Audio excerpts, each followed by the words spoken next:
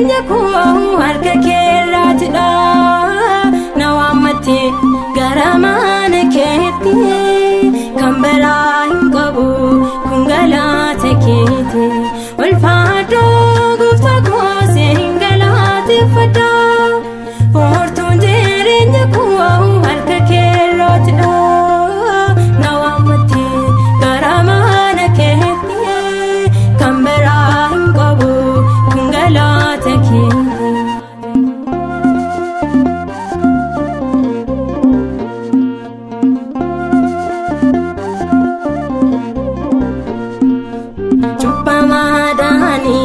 Abomi kireesi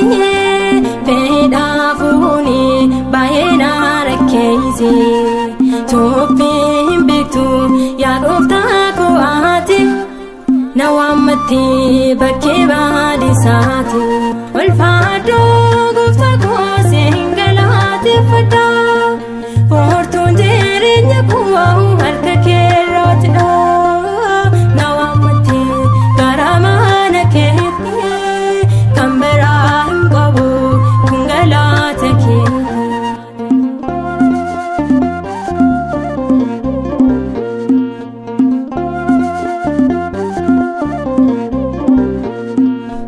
Yoni selehani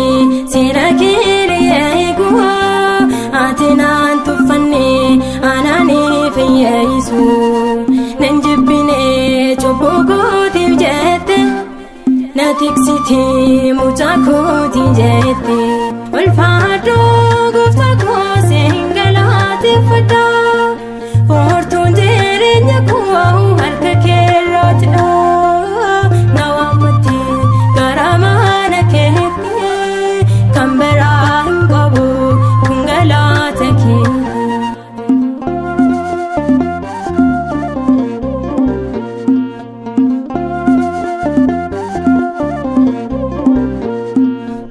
Addaaniin kutuu ani galataa kee ati na fayyiste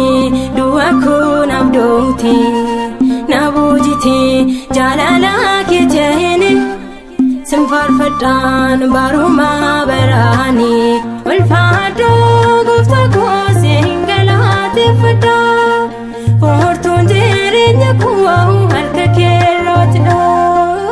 na waammate gara mana keetti kan biraa hin qabu kun galaata keeti ulfaadhoo gooftaa koo siin galaateffadha foortuun jireenya koo harka keerraatidha na waammate gara mana keetti kan biraa hin qabu kun galaata keeti.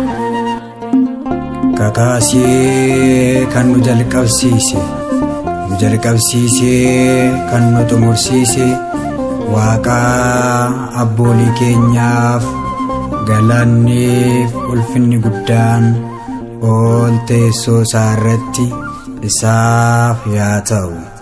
Ameen.